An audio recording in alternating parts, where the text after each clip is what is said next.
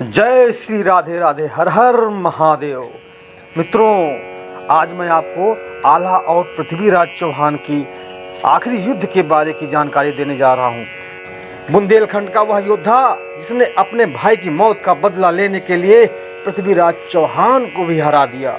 बताते हैं कि आल्हा अपने छोटे भाई ऊदल की वीर गति की खबर सुनकर आपा खो बैठते हैं और पृथ्वीराज चौहान की सेना पर मौत बनकर टूट पड़ते हैं।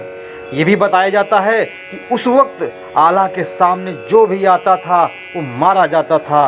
इतिहास के पन्नों को पलट कर देखें तो बुंदेलखंड की माटी में ऐसे कई राजाओं और रानियों का जिक्र है जिनकी वीरता के चर्चे आज भी सबकी जुबान पे छाए हुए हैं। आल्हा गीत आप सुनिए, आपके रोंवे खड़े हो जाएंगे।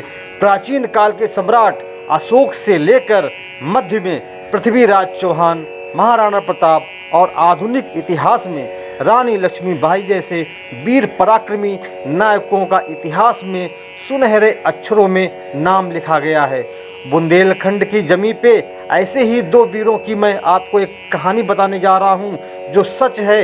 ये वीर वे थे जिनका नाम था आल्हा और ऊदल। इनका जन्म 12 विक्रमी शताब्दी में बुंदेलखंड के महोबा के दशरथपुरवा गांव में हुआ था। बचपन से ही शास्त्र ज्ञान और युद्ध कौशल की प्रतिभा इन दोनों भाइयों में नजर आने लगी थी। इनके ज्ञान और बल को देखते हुए इन्हें कोई युधिष्ठिर और कोई इन्हें भीम कहता था। इन दोनों का संबंध चंद्रवंशी क्षत्रिय बनाफर वंश से जोड़ा जाता है। आल्हा ऊदल की गाथा में दोनों को दशराज और देवला का पुत्र बताया गया है। दशराज चंदेल वंश के राजा परमल के सेनापति थे। ऊदल आल्हा से 12 साल छोटे बताए जाते हैं। बताया ये भी गया है कि ऊदल का जन्म अपनी पिता के मृत्यु के बाद हुआ। आल्हा खंड काव्य में ये बताया गया कि आल्हा और ऊदल की आखिरी लड़ाई दिल्ली के शासक पृथ्वीराज चौहान से हुई थी। पृथ्वीराज चौहान भी बहादुर था, निडर था, बहुत बड़ा पराक्रमी योद्धा था वो। पृथ्वीराज ने बुंदेलखंड को जीतने के उद्देश्य से 11वीं सदी के बुंदेलखंड के तत्कालीन चंदेल राजा परमाल पर चढ़ाई कर दी। उस समय चंदेलों की राजधानी महोबा थी। आल्हा और ऊदल उस समय राजा परमाल के मंत्री थे।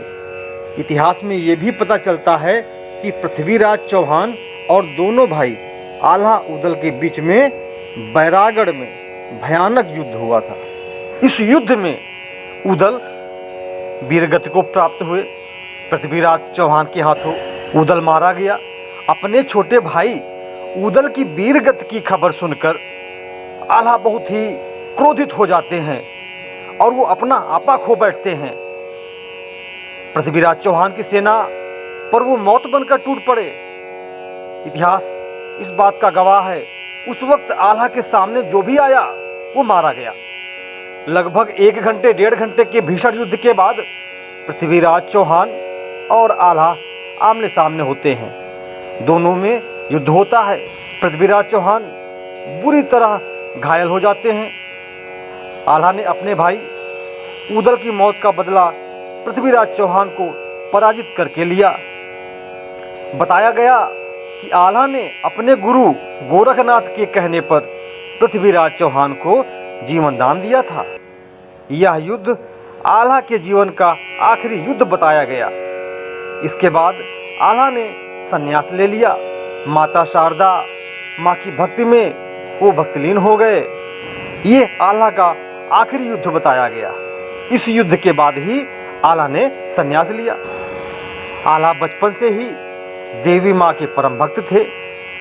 एक बार उनकी भक्ति से प्रसन्न होकर माँ ने उन्हें पराक्रम और अमर होने का वरदान दिया।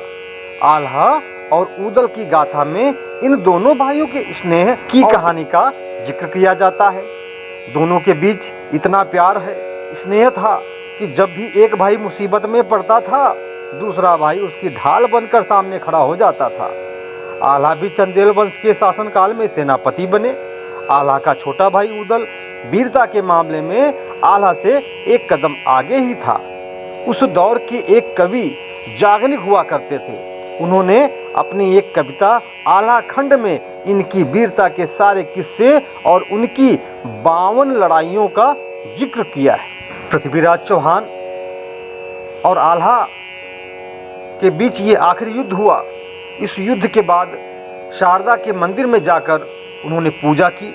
बताया ये भी जाता है कि आल्हा ने मंदिर पर शांग चढ़ाकर उसकी नोक टेढ़ी कर दी, वैराग्य धारण कर लिया। इस सांग को आज तक कोई सीधा नहीं कर पाया है। यहाँ के लोग बताते हैं कि आज भी रात 8 बजे के बाद मंदिर में आरती होती है, साफ सफाई होती है। उस साफ सफाई होने के बाद मंदिर के कपाट बंद कर दिए जाते हैं। इसके बावजूद जब सुबह मंदिर को खोला जाता है तो मंदिर में माँ की आरती और पूजा किए जाने के सबूत मिलते हैं। आज भी यही मान्यता है कि माता शारदा के दर्शन हर दिन आल्हा करने आते हैं।